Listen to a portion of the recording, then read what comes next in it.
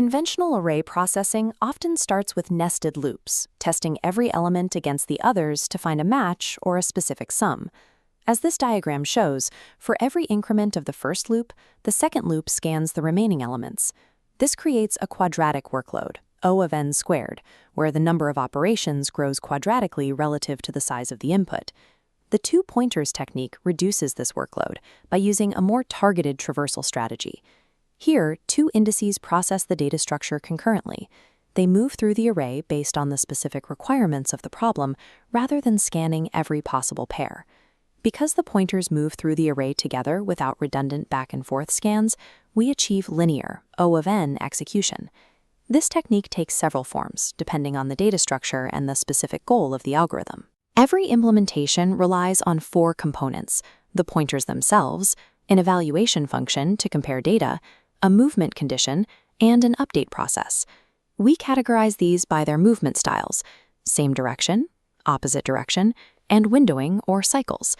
Identifying these patterns allows for the creation of algorithms that maintain consistent performance even as the dataset grows. The first category is same direction tracking, which typically uses a fast and slow pointer setup. Take the problem of removing duplicates.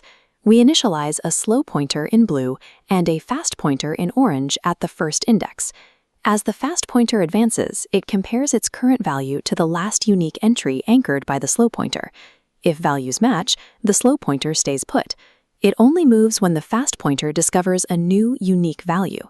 Then, the slow pointer advances one step and overwrites the data at its new index with the fast pointer's data. This cycle continues until the fast pointer reaches the end of the array. By tying the right action to the slow pointer's conditional movement, we avoid the need for a secondary loop to shift elements. Once finished, the count of unique elements is represented by the index position immediately following the slow pointer. Decoupling the speeds allows the algorithm to keep a historical anchor while simultaneously scouting ahead for the next unique value. When a problem requires boundary evaluation rather than linear tracking, we use the opposite direction variant.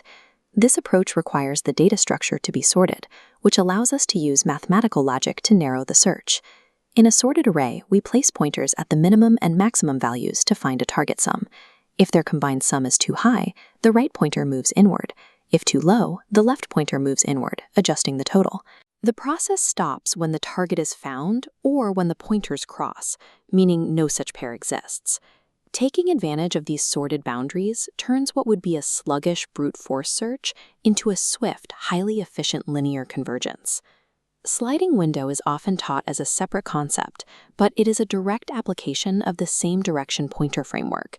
It is a setup specifically designed to track intervals rather than individual points. The evaluation function monitors the cumulative data contained within the space between the pointers. To find the longest substring without repeating characters, a shaded green area represents our active window. As the right pointer expands it, a counter tracks unique characters. A duplicate entering triggers an invalid state until the left pointer shrinks the window, ejecting the duplicate. Keeping a running tally of items within the window prevents us from having to recalculate the entire subset data at every step. Transitioning from tracking specific individual points to monitoring a continuous active interval is exactly what defines the core of a windowing algorithm.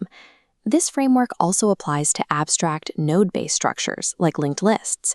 As long as the structure is iterable, we can apply pointer logic to traverse it.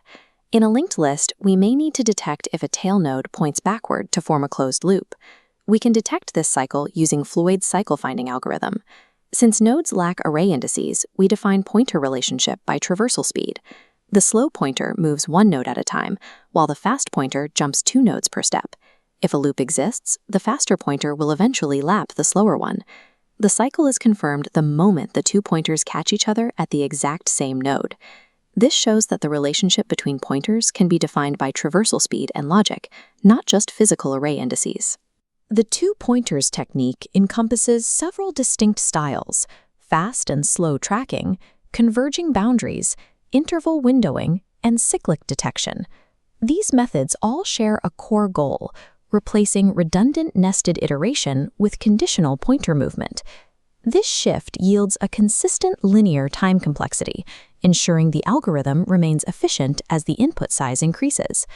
When preparing for technical assessments, memorizing specific solutions is an unreliable strategy.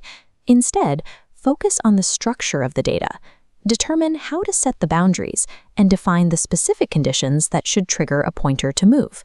Identifying these underlying patterns ensures that the resulting code is mathematically efficient.